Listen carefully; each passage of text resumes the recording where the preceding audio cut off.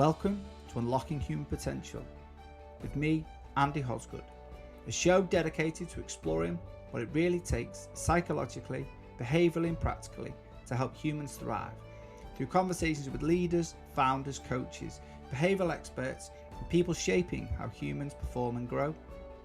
Is this for you? But if you're a leader, a founder, a business owner or an ambitious professional who wants to do more than just perform, they want to grow, inspire and bring the best out in themselves and their people, then keep listening, because the mission is simple: to explore how individuals and teams unlock potential in themselves, in others and the organisations they shape. Every episode is a deep but relaxed conversation built around three core questions. How do you optimise yourself? How do you unlock potential in others? And the best advice for you, the listener. Now over to the episode. Really hope you find it helpful and insightful. Just before we introduce our next guest, please make sure you press the follow button to keep updated with the latest episodes. Additionally, special thanks to 246 Photography and Pixel Made Brands for making this podcast a reality. Now over to the episode. Tim, welcome. So, Tim Holmes, a former professional rugby league player turned high performance leader, wellbeing coach, sports executive with a passion for people, culture and unlocking potential. Nice. From competing in the Super League with Widnes Vikings to leading player welfare, strength and conditioning and club operations, Tim has built a reputation for bringing energy, accountability and human connection to every environment he enters. Now working across leadership, team development, customer experience and performance culture, Tim combines elite sport lessons with real-world business insight, helping teams, organisations and individuals create environments where people thrive both on and off the field. Yeah. So Tim, welcome to Unlocking Human Potential. Thank you very much. Thank you. ChatGPT bio did really well for me, Awesome, didn't mate. It was brilliant. And it made me sound like I know what I'm doing. Well, I've also done a bit of research into you as well. So, everything I've read sounds like you know what you're doing as well. So there's an assumption. Right. There's a blag somewhere in there, I think. Well, I think we all know something about something. So I think it would be really good. One of the great things, why we got connected is because you'd obviously listened to Bob's and you'd commented on a post. And my natural curiosity is to go, who's this guy? Yeah. So then you look at your LinkedIn profile and go, oh, this guy's actually got a bit of substance behind him, actually. He can play the game. Yeah, but it was more the fact of so for me, when somebody kind of compliments, it's where's that come from? As in, and then I go, okay, so what is that person complimenting you because he knows Bob, or is it actually because he holds something around the conversation? So when I then looked at you and I thought, oh, this actually guy has got some substance behind him. Hence why I went, oh yeah. You're right. Do you come here often on LinkedIn? You look like you'd be quite good for this. What do you think about coming on? So it's lovely to finally put it together. Well, thanks, yeah. I'm really glad to be here to have the conversation. It's interesting you say about how we connect. So I kind of live in this world, in this space in my head that we don't cheerlead enough. Okay. For each other. Yeah. I think in life, in general, we often only connect with people when we want something out of the other side. Yeah. Or it can feel like that at times. Yeah. So I'm very conscious that I've known Bob for a long time. Bob was with me during and we might go on to it later on in the conversation, a certain time in my life when I was struggling. So it's just, I see it important to keep the tabs on people, cheerlead when possible. And genuinely, the conversation you had and then I delved into other was like, actually, podcast is really good. And I know in this space, it can be hard to get something going and consistent. And you're doing it. So, yeah, well done. And I appreciate nice it. To be here. And it's been really nice because I think that's how it's grown. It's grown from the kind of very similar, you get somebody on and someone's gone, oh, that's quite nice. And I'm going, actually, I think you'd be a good conversation. We'll have a chat. So, I think it's really nice. And I think it's great because, everything that we are trying to do with the podcast is try and share people's experiences and real. And that was one of the, especially from our first conversation, I went, it was a really easy conversation. We first got on the phone. I thought, you know what, we need to record this. And even since pressing live, the conversation's been really easy. So, hopefully that comes across to our listeners. I think you generally in life find your people as well, don't you? Yeah, I think so. There's roots and there's connections, and nowadays there's algorithms that help you, but you've got to lean into that, and you've got to contribute to the relationship each way. So let's see where we go. That's fantastic. Look forward to it. So like we always do, curiosity is kind of part of underpinning me as a human and as a coach, and one of the things and it's actually been a topic of the podcast. So my curiosity is, what is something you're curious about right now? Well, we did it before, didn't we, about dropping the cannoneer? And one of the big ones, look surprised, is why no one has created a soundproof coaster. But it is true, isn't it? I like that. So I could use that one. No, at the minute, someone... I was watching something a few months ago, and a phrase was said, and it bought into a lot of what I try and do in life, philosophy of life, but has made me more aware of leaning into it. So the saying was, we're here to solve people, we're not here to save them. Okay. And early on in my career, as I've gone into any form of... I've always tried, I think, subliminally to save. So if someone was doing something, struggling with work, I would jump in to save them, not help them figure out why they couldn't do it. Okay. And when I'm doing that with people my age, from my similar backgrounds, I find the ability to help solve them now easy. Okay. What I'm curious now is the mind of the youngsters. Okay. Coming into business environments, sporting environments, whatever, life, and how do we solve their view of the world in relation to how we would like them to operate within it, or how we see so hence why I'm so curious, because I can't really put it in terms. It's figuring the younger brain at the minute in terms of what makes them click, what then can ignite passion, and how do I make it relevant to them in a space where potentially they don't even see the need to do it yet, because they think they've got it figured out. So that that really. Nice. Yeah. Okay. Do you mind? Can we just hold you on that for a little second? Because one of the things is, I guess what I heard is the difference between save and solve. Can you just? I think I understand where you're going with that, and I've got some straight away. I lean into my coaching models that kind of appear in my mind. Yeah. Just for people that maybe are unfamiliar with that, can you just share the difference or give examples that might help people understand? Yeah. Well, the way I took it, and a lot of it is perception on a saying, isn't it? The way I took it and it resonated with me is that when you're working with someone or you see someone that you're struggling to align with, it's helping. The solve part of it is me understanding where are you coming from and looking at this problem. Okay. Once I can figure that out, we can then I can then try and find a common ground, and we can navigate the situation. Yeah. If all I'm doing is fighting a complete contradicting argument in your head, I see what you're saying. Yeah. All I'm then going to do is get out the way. Yeah. Let me do it for you. Let me show you how to do it. Okay. I need to solve what's going on in your brain. Yeah. To then figure out how you are best, how to help you see the world. Yeah.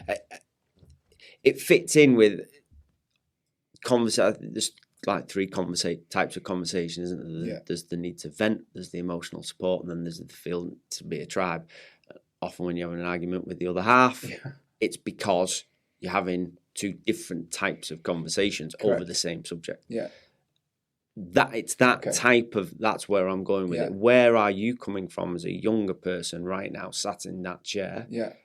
Why are you struggling in this situation to solve a problem? Yeah. And now, how can we have conversations around that to help you work out how to fix the problem?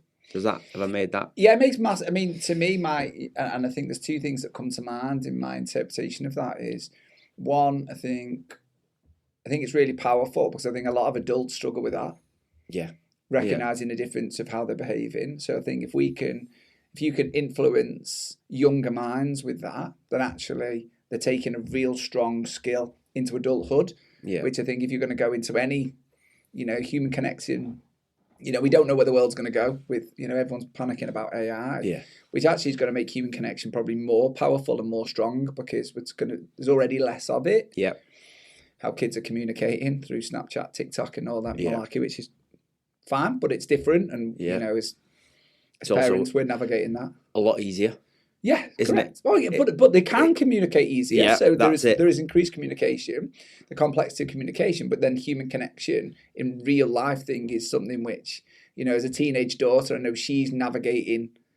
It's all right communicating through a text, but then face to face, that's different. Yeah. Why do people behave differently? So she's navigating that, which I think is really important. Tough. It is tough, but again, if you're then helping them, she's disadvantaged to have me as a dad who spent the whole 25 years with pen and paper and a quill. Yeah. But also spend the years, my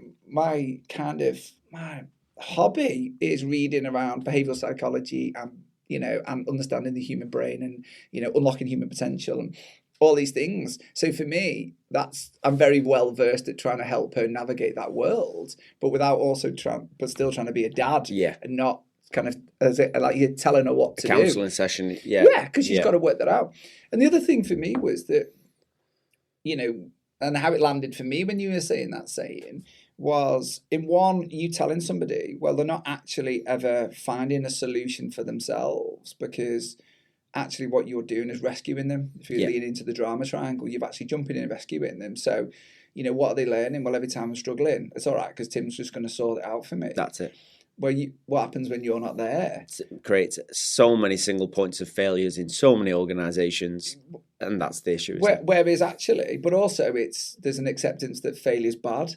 Yeah. So, well, if you can't do it, don't worry, I'll do it for you because you obviously haven't got the capabilities to do it. Whereas actually the solve part, okay, so what actually is a real problem and what do you need to do for you to solve the problem?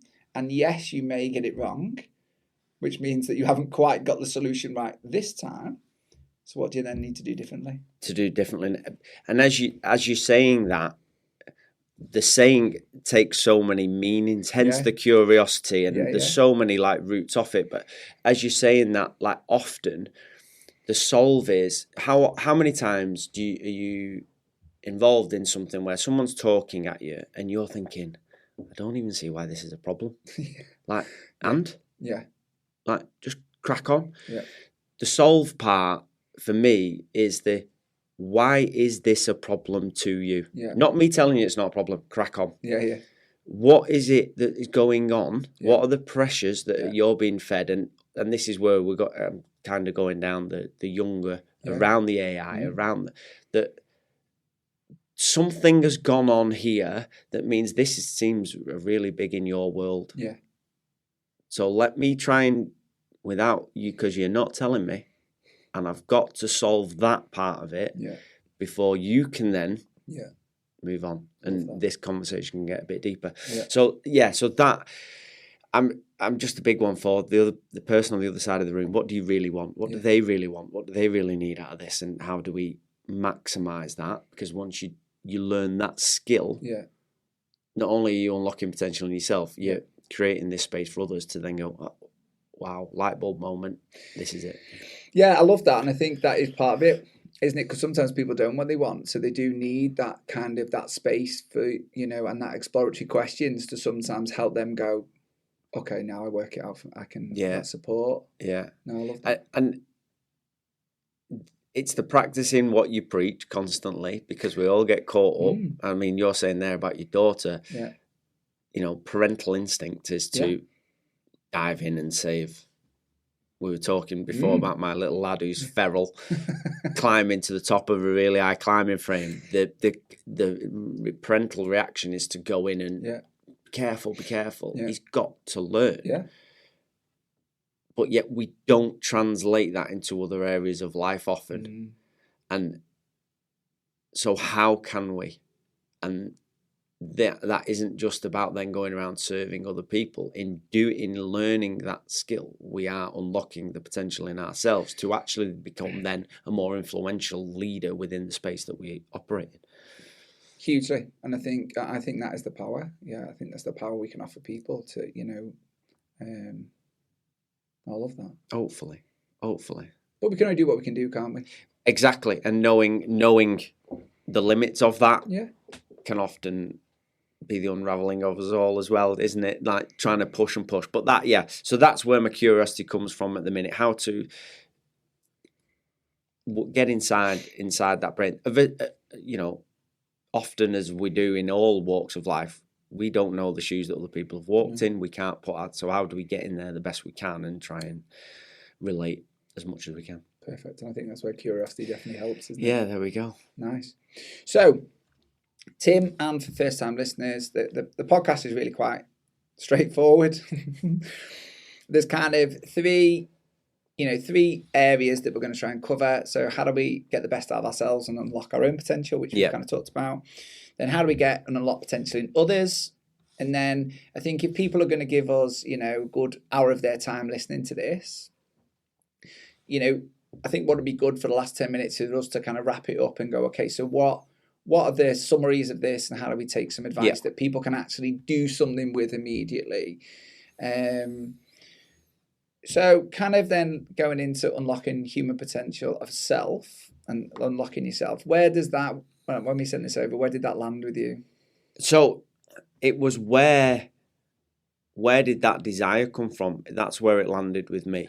Where did my interest in the whole topic area come from? I think as a young kid that always wanted to be a pro sportsman, there must have been an element of needing to unlock potential within myself to achieve what I wanted to achieve. It's just never very apparent where that comes from. We were talking before, weren't we, about bringing children up and where does the competitiveness come from? Where did mine come from? And to be totally honest, that's probably an answer to your first question in terms of curious. I still couldn't tell you. Okay. What I did find when I then got hurt and had to retire and scrapped everything to zero, there was then a deep dive inside to say, right, who is the person you want to become? And having an ability to listen to self, listen to gut, and then thrive to find answers to the questions that the gut is asking you, then became the thirst for, okay, how do I unlock this? How do I maximize this? How do I achieve things that actually right now my gut and my instincts are telling me I can't do?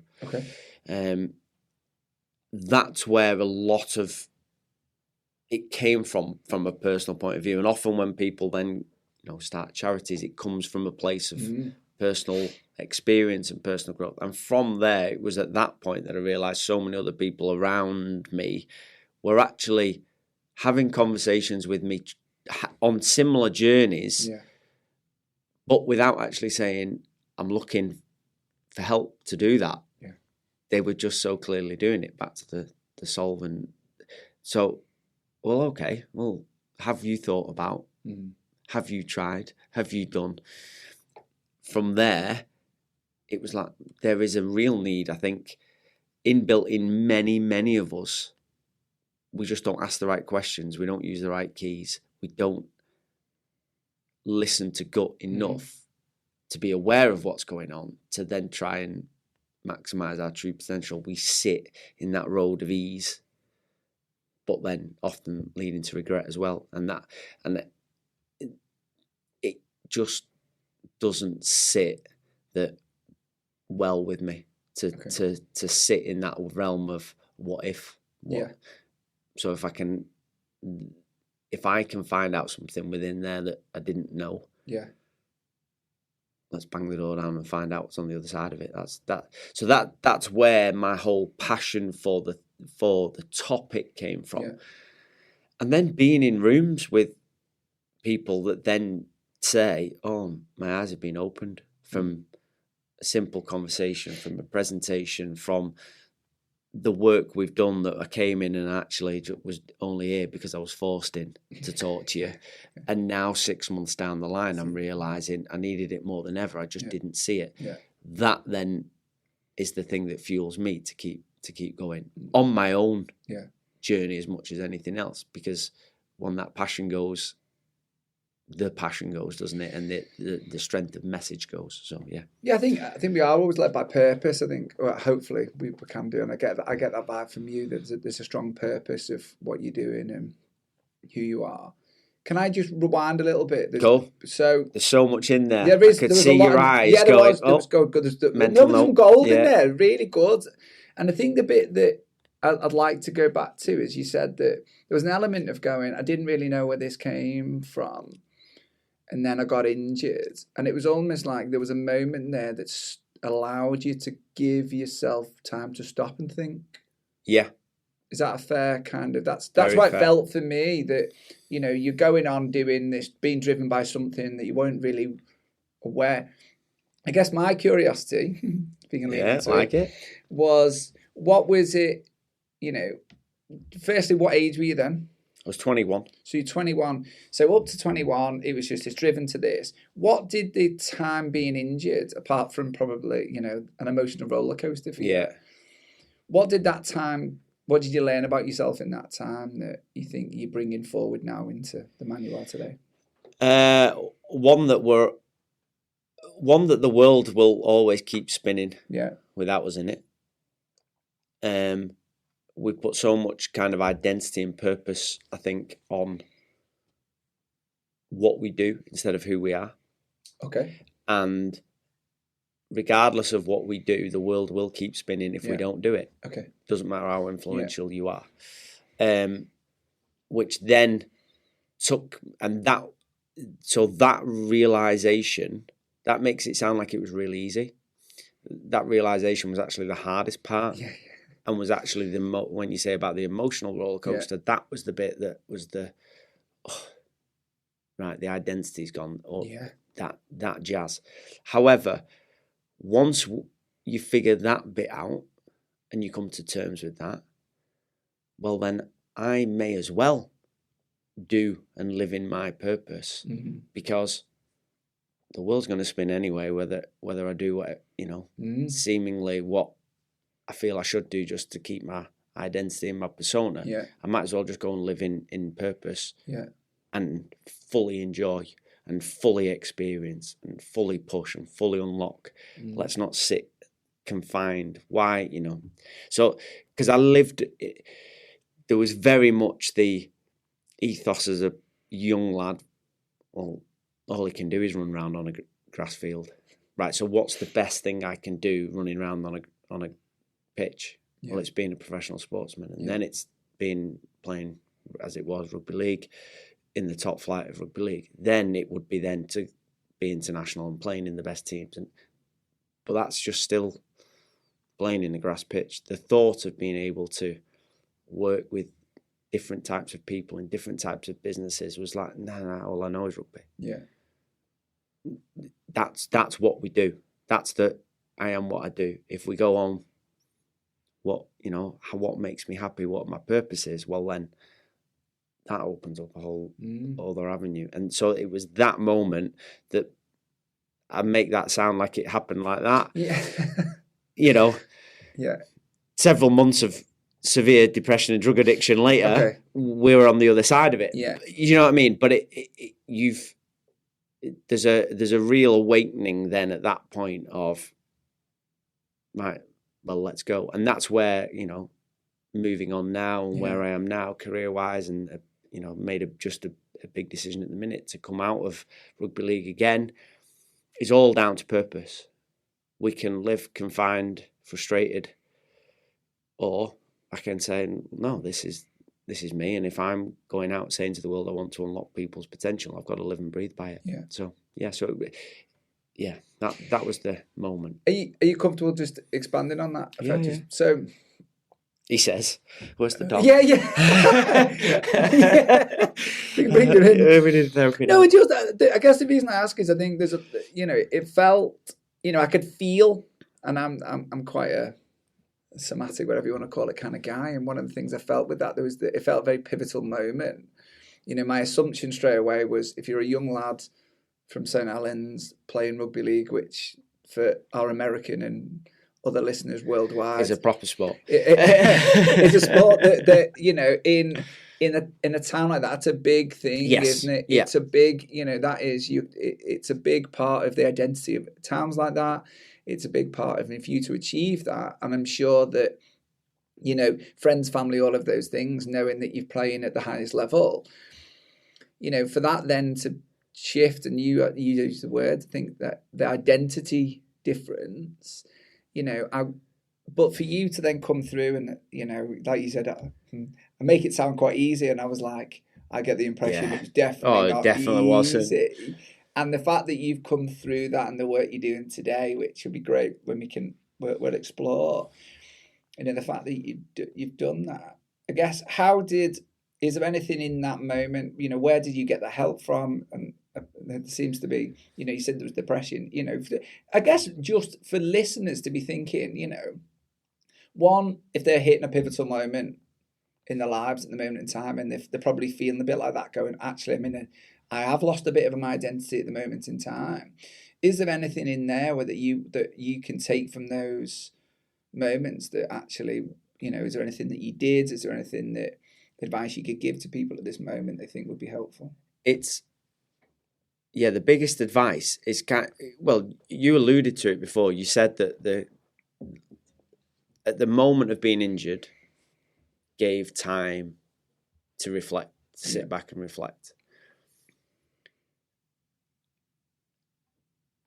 What I did when I finished playing, what I did was still strive to keep the identity that I thought I wanted. So I threw myself straight into coaching. Okay. So I was in and around the club, and somewhat one of the players, Terry O'Connor, said to me at the moment, you need, because he obviously saw it, you need to go away. You need to leave because you need to work out what you want to do. Okay. And I didn't. I ignored it.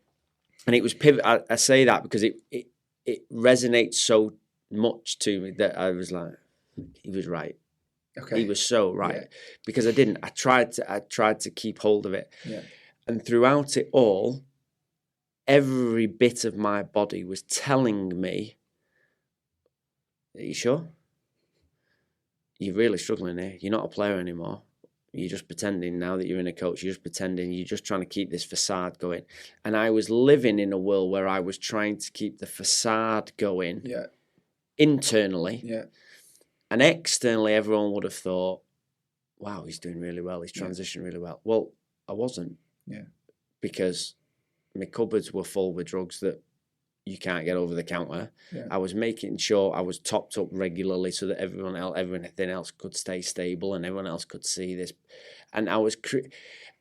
So when you say, what advice can we give? It's to be aware when that voice is going off and work out what that voice is saying inside us.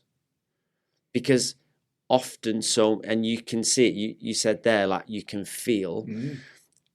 Some of the work I do now is I tell people, like, your body leaves clues everywhere it goes. Yeah. Everywhere it goes. And what we think we're saying, often the other person on the other side of the table can see we're lying. By how we hold ourselves, just how we look, So listen to that inner voice that's going on. And if it is getting really loud, just maybe start to take half a step to work out where it's coming from and why it's happening. Because it's only going to get louder. And then we get into this fight where I think I was, that, that exercise, if I stand against you and put my hands up, you will automatically push back at me. If I stand at the side of you and put your hand on your back and say, come on, walk with me, you'll walk freely with me. Yeah. The more force comes against us, the more we fight. Yeah. And it's not a nice place to be in for anybody, let alone yourself. And I appreciate you sharing that, because I think there's a lot of people that will resonate, maybe not everyone listening is being an injured rugby league player, But I think there's always points in lives and careers, and especially as we are, our listeners are quite ambitious. They're either from a sporting background, a leadership background, a business background, which you tick a lot of boxes, which is great. But there's always points, isn't there? You'd lose your job, or you don't get that promotion, or you've been in a career for a long time. I was talking to somebody yesterday that left a career in an NHS and moved into private practice, and all of a sudden it was like, oh my gosh, who am I? Because my identity of this person is gone. But how many people do you work? Because I imagine you come across it, that would go from NHS to a private practice, but then private practice falls apart. And they were that person that made that big jump from that NHS world that is pensioned, job for life, can't get rid of you, all protected. Everyone's telling them not to leave. They've left, they've gone and done that private practice, and the private practice hasn't worked. But I think and at that point, who am I? Well, the interesting thing with that is 100%, because what happens is, I think, we'll come back to you, but I like the way you brought it back to me. That was good. I like it. Good. Nice. One of the things was, but I think for me to answer that honestly, I think what happens is that as humans, as we're going through, we do create things of self-doubt, self-esteem, self-confidence problems. And so we leave an environment thinking that's what's causing the problem.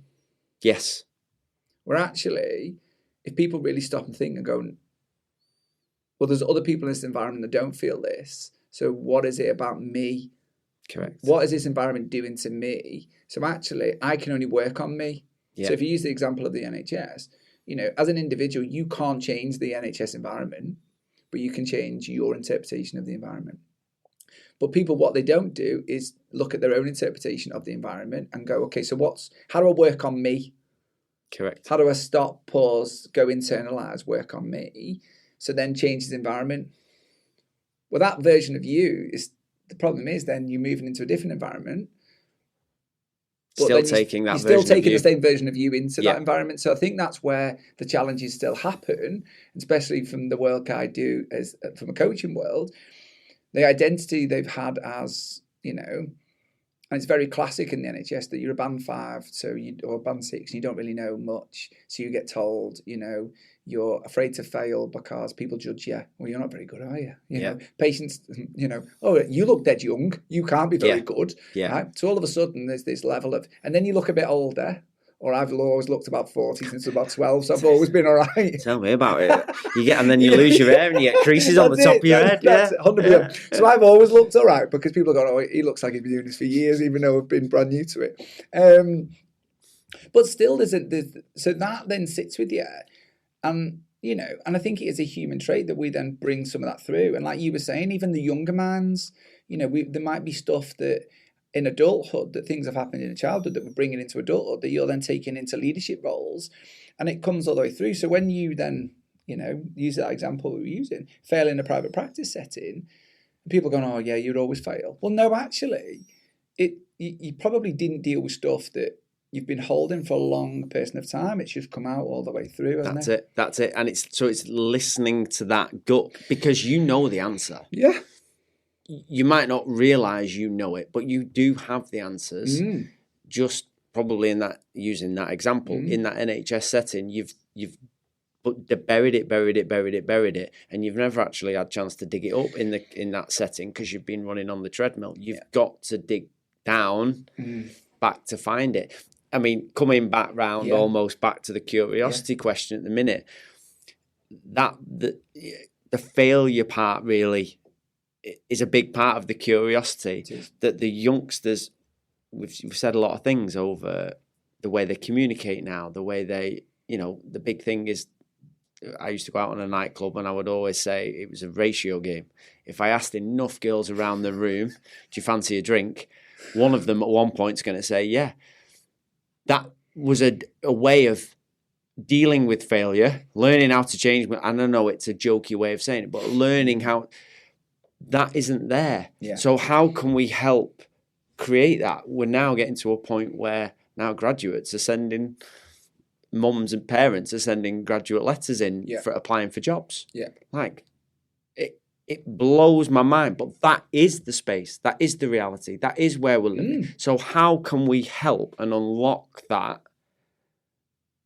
I feel like I'm repeating myself an awful lot, but that is the passion. That's where my drive comes from.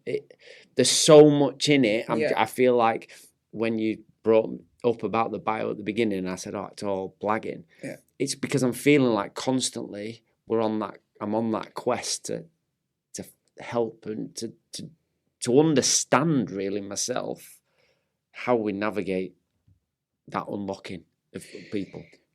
But so firstly, I don't think you are repeating yourself, if I'm honest. I think we're saying that. I think you're saying similar things, but I think that's because I think they're relevant. Yeah. And I always my example. I never apologize. If I actually say this sometimes if I run a workshop, I says I'm probably going to repeat myself same thing a few times, right? So the first time it doesn't land, and I repeat it again, If I've repeated it 5 times. Probably because it's important. Yeah. So if I've said it 5 times, not because I've only got one thing to say. It's probably because I really mean it. I think you should say no with it. Yeah. And I think that's that's something that is important for people to listen to. If you're saying things a few times for you, that's a really important part. And we should actually go, okay, maybe I need to probably take that part and let's move into that conversation. All I'm thinking is all of the things my wife keeps repeating at home now. I think maybe I should say no. Maybe you should do that. Yeah. It's important to her. Okay. So the curiosity is what you're going to do differently when you get home. That's it, isn't it? Yeah. But I think it is important, and I agree, and I think for me, and then we'll move on to what you're doing now, because I think it's great what you're taking your learnings from. I think I would, to additionally to add what you've said to listeners, I think if you're feeling like that, we had Sarah Davies on, she's a psychotherapist, and one of the things she said is just be comfortable noticing. You don't always have to interpret it. Yeah. So you don't have to take the time to interpret it. Just notice what you're feeling, why you're feeling. So if that voice in your head is saying something, it's getting louder, just notice it's getting louder. Yeah. But then it's about giving yourself permission. Yeah. When do we give ourselves permission to stop and think?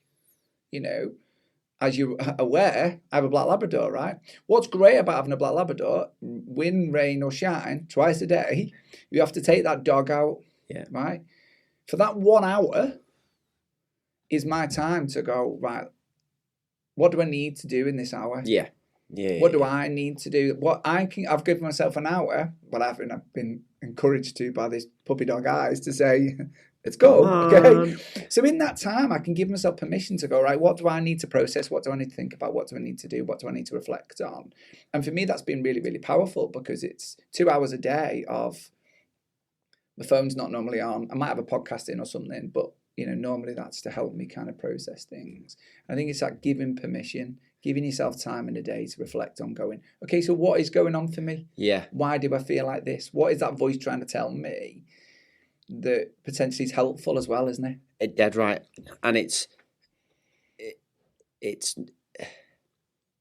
knowing what is that activity or that time or that space that actually helps you become aware. Yeah. You said there about so many people will say, a lot of people I work with, oh yeah, get out walking. Same, we've got a dog, same as us. We've got a dog, go out walking every day. So I get outdoors and I get in the outdoors and it never does anything for me. Okay, but when you're out in the outdoors, what are you doing? Well, I'm walking the dog. I've often got my headphones in. I'm listening to a podcast. Right, okay. And what kind of podcast do you tend to listen to? Well, it's all the business stuff. So you're never removing yourself. Yeah. You're moving the position of your work. You're not really moving yourself out of work or out of that stress. So what are the types of activities? And it can be as, an hour a day out in the dog walk. But that might, at this moment in time, freak you out as to, I haven't got an hour. Yeah. We've all got 30 seconds, like you're saying there about the other guest, to be aware. How can you create a pocket? Let's just start along the whole James Clear atomic habit mode. Nice. Just start. Find 30 seconds. How are you feeling? What's that voice? Make a note of it. Move on. Crack on. Do the rest of your day. Over a pattern of a week, over a pattern of a month, you're going to start to see some trends. and it just might then be enough weight to then kick you over into the next type of thing to do. And so, yeah. Yeah, no, certainly. I think it's a really good point. And, and like you say, I certainly wasn't saying that everyone should just go and buy a dog and just have a walk, because it's not works for everyone. I'm just saying that does. Black Lab works for everyone. Yeah, but yeah. You weren't. Does that make sense? But, yeah. But things like jiu-jitsu, so I've got a busy mind. So I've got, and I really find it hard to switch that off. Yeah. Whereas, at 6 o'clock in the morning when I step on a mat, you ain't got enough time. I have to be present because someone is trying to strangle me or break my arm. Yeah. Do you know what I mean? That's it. And then we have a giggle and a cuddle afterwards. Yeah, but that's it. And then complain about the ringworm and move on. Yeah, 100%. It's...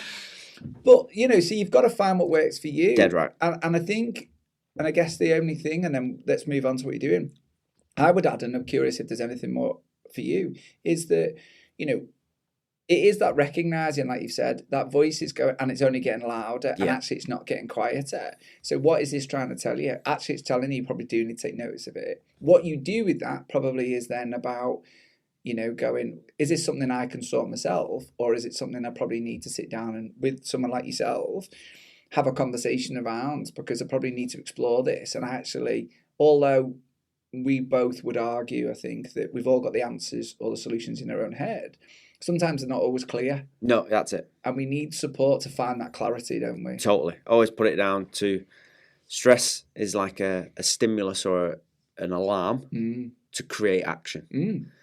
You wouldn't ever sit in a building with the fire alarm going off and just sit there, hear the alarm getting louder and louder and stay sat there. You would always take action. So what is the action? It might only be a small one.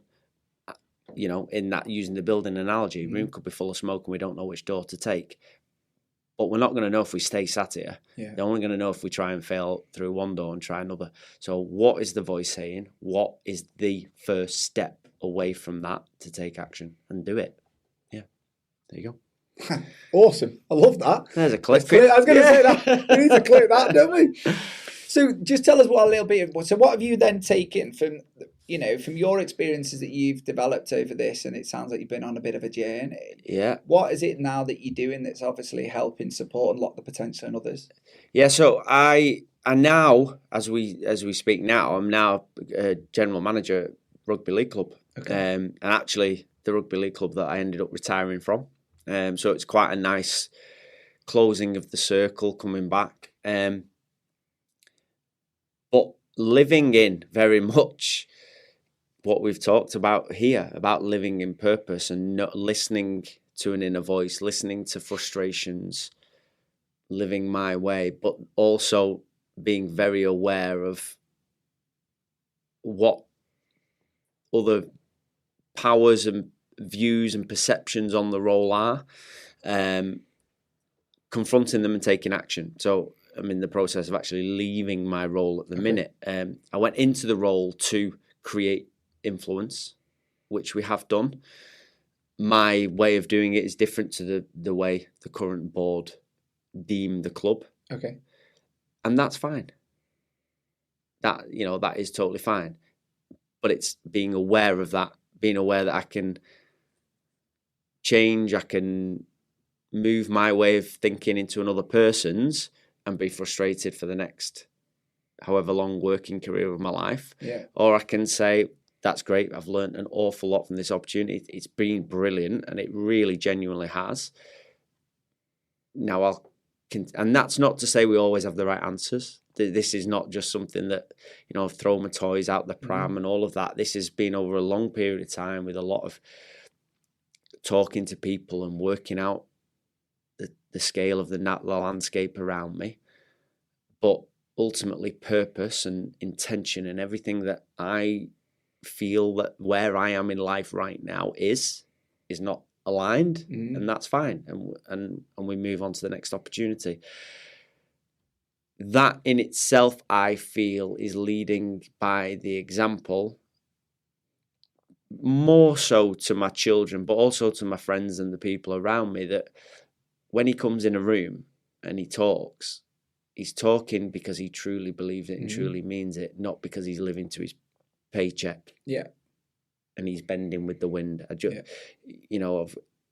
it's not that my way is the only way. Yeah. It's just I can't live with a voice nagging at me all the time that's saying, you don't fit here. This isn't right. No. Because ultimately, it ends where we've just been talking about. But that was, and it was interesting you say that, because that's what was my internal dialogue was going, when you were saying about that, and there's a misalignment, should we call it? Yeah. Of what you think is the correct path and what others think is the correct path. They seem to be different. Yeah. So you said I can either join their path, but then it felt like you going back to that inauthentic version of self, which we kind of. So I was curious, and then you went, but how can I be a role model to other people that I'm saying this if I can't be an authentic version of myself? That's it. And I got that from when you were saying. I thought, okay, yeah, that. So you've, and especially if what you're doing and what you're saying and how you're trying to help others now, it seemed to be, well, I've got to do what I say I'm going to do. And believe you me, often I listen to people like, just quit your job and go and do something you love. And it's all right for him. He's obviously got loads of money in the bank and all that jazz. Yeah. Well, that's not true. Yeah. But what I will say is there is a bizarre moment of clarity and contentness when you know you've made a decision based on that gut and it's right, as opposed to fighting it. And that's that whole, the awareness, being allowed to just be aware that it's there, creates that ability to then go, actually, this is right. To everyone else, this might look like a really bizarre decision. It might look like, what are you doing when the club is flying? You've got supporters that are threatening to hold sit-ins at stadiums to make you stay, and you're still saying no. Yeah. Bizarrely, no, it's right. It's not a fallout. Yeah. It's not anything. It's just, this is the right decision in the right time. Yeah. Okay. Can we share what's next, or is that? We don't know. Okay. Well, what's next? So I will continue to work with clients. I've always kept clients, and I will probably, I'm unlocking my potential. I love this. Yeah. Genuinely, I don't know. There are opportunities that are down the road, but at the minute, nothing's confirmed. It is about, and it makes me sound really zen, and I'm the least zen person ever, but there are opportunities. I'm very lucky that there are opportunities and there's people talking. Again, I will know when that opportunity is right. At the minute, that isn't there. Yeah. I haven't necessarily nailed it on, but I know that there will be an avenue that goes, yes, this is for now, this is where I want to be. Nice. The destination is up there, it is in my mind, it is pinned. I know where I want to be at one point in my life. It's just where do we go and how do we get there? Okay. Yeah. Nice. I won't ask you to share that. You're all right. Well, I'm happy to share it because when I don't get, when I do, you can replay this clip. Okay. See, he said There's no judgment here. No. I would love to be a CEO of a big sporting organisation. Nice. That for me would tick all my boxes within the sporting world, but helping people be the best they can be to ultimately make the group perform at its peak. So that is the dream role. Yeah. Will we get there? Who knows? Are we working every day to get there? Damn right we are. And along the way, there's an awful lot of lessons I can help other people with to get there. And I think what's been interesting when I've sat in this seat and you're interviewing CEOs is and people that, have got the goals to get the top. And I get the impression that you're quite going to enjoy the journey as well to it. I get this vibe from you that actually, one, it's what lessons am I going to learn in myself, but also what are the lessons I'm going to be able to share for others on that journey. Yeah. And if I get to that journey, then it's great. But if not, I've created a lot of good stuff in the world. I don't know if that's just because but that's the vibe I get from you. Yeah. That's it. And I think that's why I enjoyed a sporting environment. Okay. Yeah. Because start of every pre-season, you've heard every player go, we've trained really well. This is going to be the best year we've ever got. Yeah. Some teams go on and win the comp. Some teams get relegated. Yeah. They all did pre-season together. Yeah. They've all got the same bonds in the group. Yeah. So whether we win in terms of get it, achieve it, the goal, or we don't, the relationships we've made along the way can be relationships for life, and they can influence people along the way that they may go on other places and achieve other ways. And we've been a part of that. And that I think is the biggest strength we can have as a human in the world. No, I love that. And I guess the bit for me then around the unlocking potential, and then we'll kind of start to put some advice together for people, because I think there's an awful lot of nice content in this. It's another one I'm going to enjoy listening back and just pulling stuff out of. I think then, you know, again, going into that kind of how to get the best out of others, what is it that how could you offer some advice? So let's say there's people out there who are in leadership positions now, who may be new to leadership, or maybe in bigger leadership positions, or even at CEO level, you know, but are listening to this and going, I like this approach of how he's talking. You know, I probably am a rescuer and not a solver. You know, what is your approach that you could share with people, or what is the approach that you've learned over the years of you in leadership positions that'd be helpful? The biggest one, and it often gets met with someone at the height of struggle, let's say, the height of struggle in this area, often gets met with the most resistance when I say it, but is put your oxygen mask on first. Oh, yeah. Goes back to and ties into what we were saying about the body leaving clues.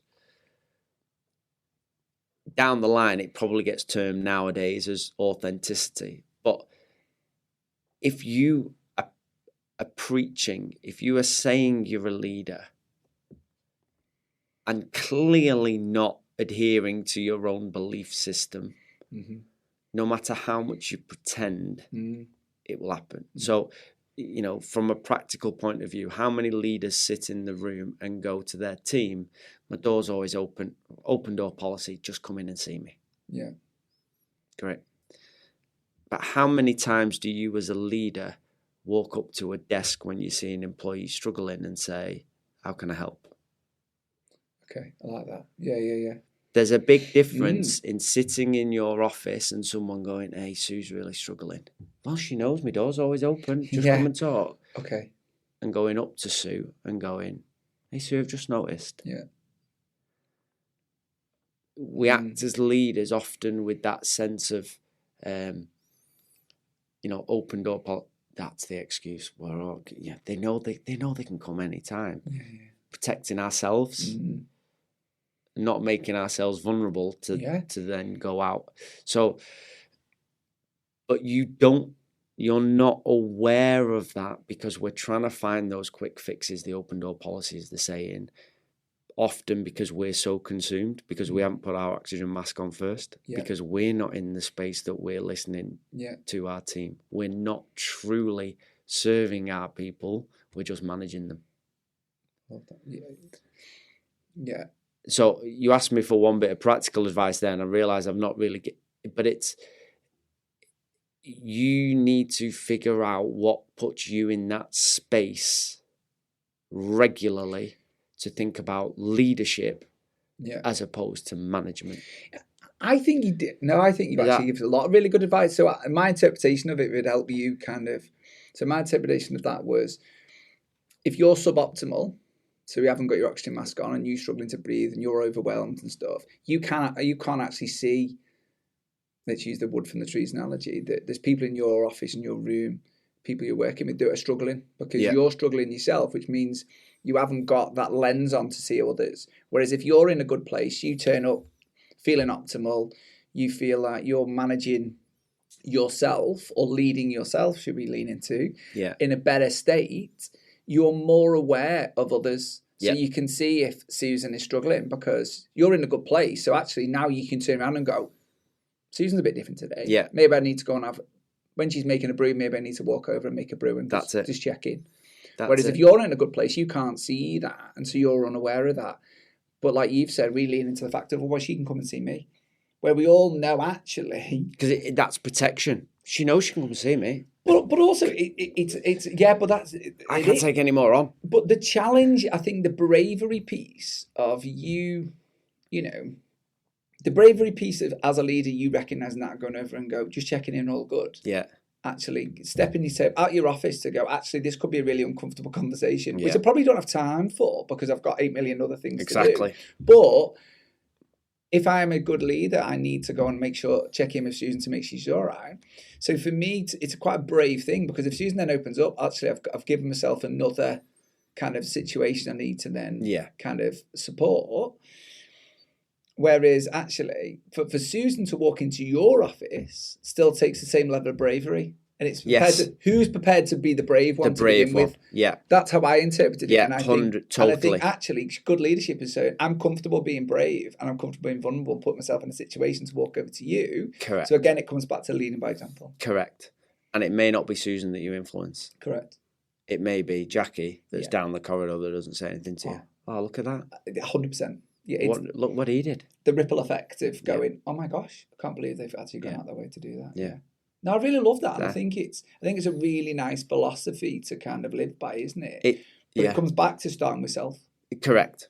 And my head, you probably saw then as you were talking about, my head works in movies. I love it. Everything goes to movies.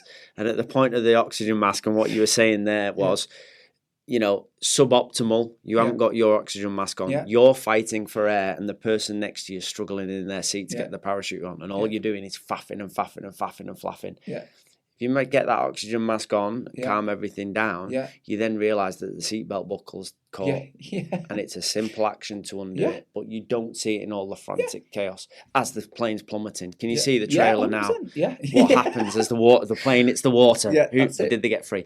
But that is the analogy. So that would be one of them. And I think it's a really nice thing, isn't it? But I think and we were sat in this room, and we had Ian Penrose, who's actually the chairman of Preston North End Football Club.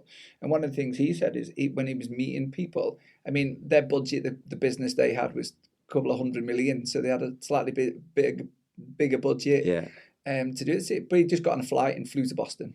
Love it. To just go and have a conversation in the person's office to say, I'd rather let's meet you. Yeah, love it. In your office, And some might say, but it's all right. But you still have to then take the effort to get on that flight, to travel, be away from your family and friends in the UK, to go and do that. And like you've said, the impact of knowing that.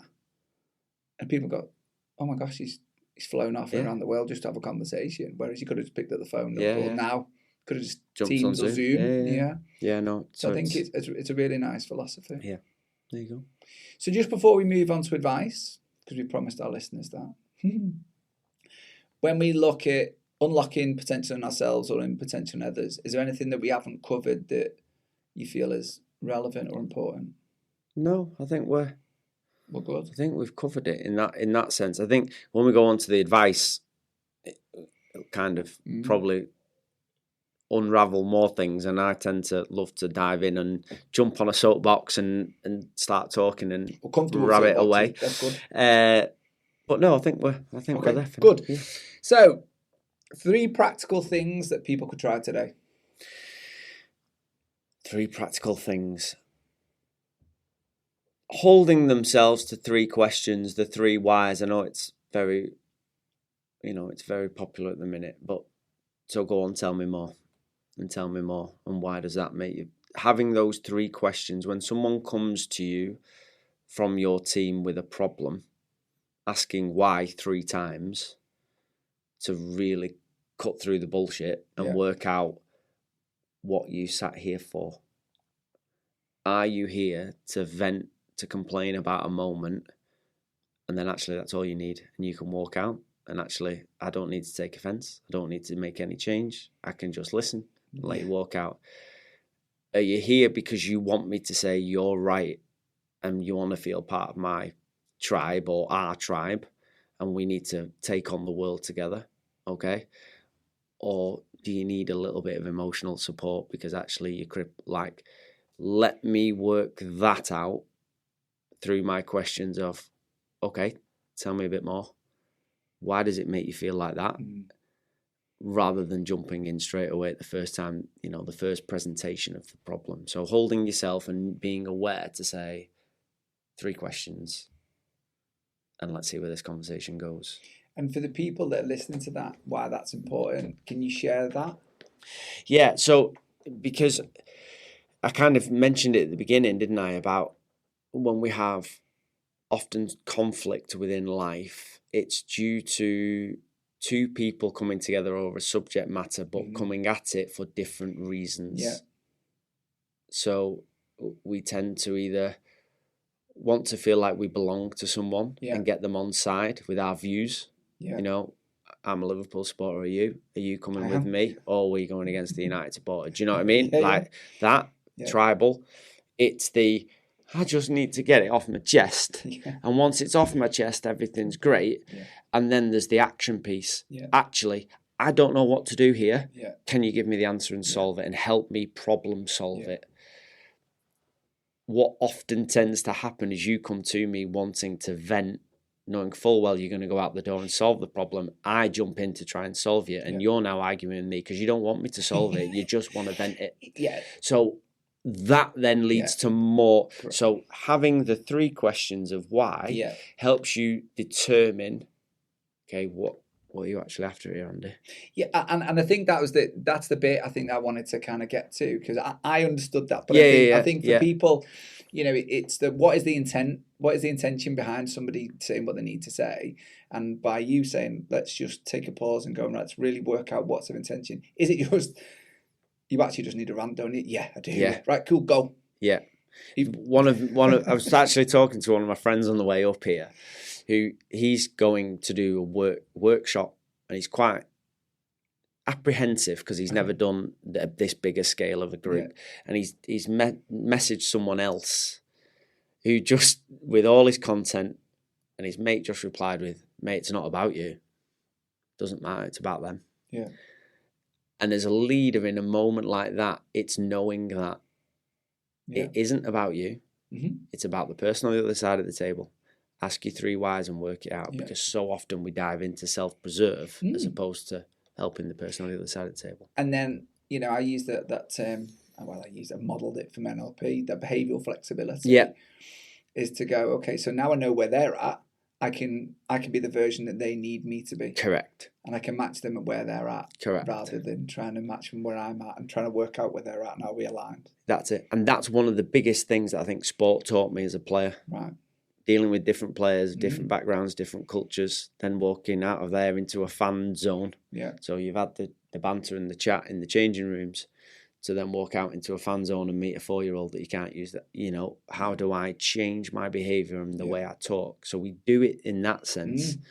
But then when we're in our setting as a leader within work, we tend to not be able to do it as freely. Yeah, so it's 3, that person's coming in. I know I can. So being aware that this is going to be one of those moments in terms of the advice, and now saying to myself, I need to ask 3 whys before I do anything. Yeah. No, it's cool, and I was smiling because in my world, when somebody comes in and asks a question or says something, the first question I ask is, "What do you need from me?" Yeah, that's it. And what version of me do you need to be in this? And some, like people that know me well enough, especially clients, will turn around and go, "I actually need nothing. I just need to sit there and listen." And I'll go, "Sound sweet," and they'll just rant, and I'll go, "We done." And I'll just hold the silence, and they went, "Okay, you can speak now." Yeah. And it's great. It's really funny because I'll go, "Right, okay, cool. You've asked me to hold space. I will hold that." Yeah, brilliant. Love that. Love that. I'm really put off now. Yeah. I love it. But it just all does turn around and go, you know, or when they've done, because I think I agree, and this is all about you, this podcast, but I'll share this because it's. But one of my pet hates is when I say something and someone turns around and goes, "You know what you need to do." And my response is going, "Yeah, I do, yeah." Yeah, thanks. But what would be helpful if you could just give me some insights on what you think. Yeah. I think this. What insights do you think? All right. Yeah. Whereas, but they jump, don't they? They like jump into rescue, or they jump into solve, or they jump into. And so many of the kind of the leadership principles is kind of, you know, we'll let the person solve it for themselves. Yeah. But sometimes team managers, you know, it's the analogy of, well, what do you think we should do? You know, that what do you think we should do? Right, how would you solve it? But sometimes I need you to give me some options to feel better. And then I can go away and try and work it out. Yeah. But you need to understand what is the best part. Yeah, I love that. That's good. What principle do you wish every leader understood? Put simply, what I said there, it's not about you. I don't think there's anything more to add to that, is there? No. I love that.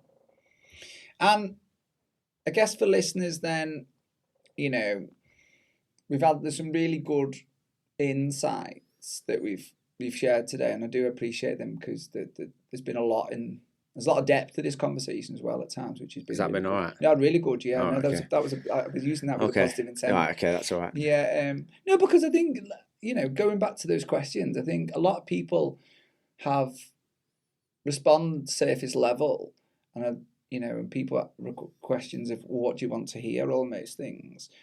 So I think by asking deeper questions and having depth to stuff, I think we get the true and real deep of the problems. And I think where we've gone today with some of these, you know, I've certainly pushed at times with you to understand what have you done to get to where you are and where you are, because I really do value how you see the world, and I think it's really cool. Thanks.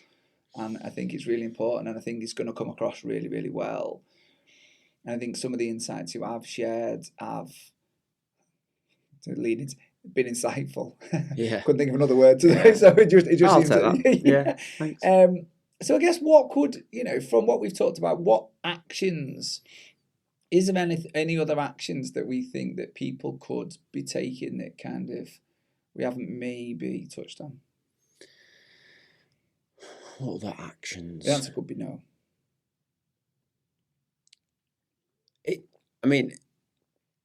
No is the answer. In the sense of back full circle, back to the solving. I'm very reluctant within this space when we talk about actions to give specifics. Okay. Yeah. Because we then get into that realm of doesn't understand me, doesn't know me, he doesn't know my life, he doesn't know where I'm put. And I don't. But what I do know is that we all have these voices. We all have these gut instincts. We all have a purpose. We don't all listen.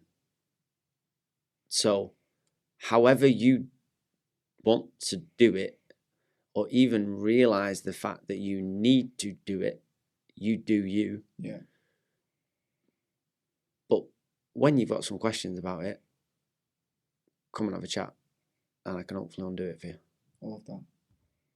Yeah. Does that, you know what I mean? Yeah. Do you know what rings for me when listening to you is a Stephen Covey quote of "Seek to understand before to be understood." Yes. Totally that. And I think that is what we're saying, isn't it? It's just like, before jump in, it's just stop, pause and go, what do you need from me? What do you mean by this? I'll give you a really simplistic reason for me saying that, okay? And it happened yesterday. Member of the team within the group, and I said to somebody, there are a box of balls there. The first need 10. And I lifted the box down, I put the 10 balls there, and I said the first need 10 balls. I walked out of the room and came back. There were balls all over the floor. The balls that I'd asked for the first team had been separated, not pumped up, not took out of a bag, not put in a bag. And your first reaction is, what? What have you done? Well, you said the first team need 10 balls, they're there. Yeah, but the room's a mess. They're not pumped up. They can't use them, blah, blah, blah. Now, use that analogy in what you've just asked me there. Well, he said I just need to walk outside for 5 minutes and it'll be all right. Well, no. Yes, I did say that. There was far more in what I said. Don't take my word as the specific example of doing it. You need to find the path that suits you, that fixes you, and not just take, verbatim what I've just said and do it and deliver it. There's other bits to it. That's lovely. So where can people follow you and find you? Anywhere and everywhere. LinkedIn is my big one. I like LinkedIn because I like sharing ideas, as you know, and having the conversations. Nice. Do like a little bit of a silly video on Instagram, so Holmes from Home on Instagram. But I'm just Tim Holmes on LinkedIn. They're the two major places. And if you want a bit of silly content, always look at Widnes Vikings Rugby League, because I'm not shy jumping in front of a camera on there. Well, we'll share all them links as well. So but yeah, that's me. And we kind of touched on it, but what you're working on next? We know the vision now. Yeah, so the vision now is continuing to be me and living in my purpose and finding the role that is me. So I, working with clients to help them unlock their best versions of themselves. Yeah. And scaling that mountain of a CEO of a big, huge sports company. And when I'm there, we'll do another podcast. Part 2 on there. Like that. Well, we'll definitely all be following your journey for That's sure. It. It's been lovely. And is there any other challenge or final challenge you'd like to set our audience? What's that action that you've been putting off that you can so easily do now? Brilliant. Tim, thank you. Cheers. It's been amazing. Take care. Appreciate it a lot. All right.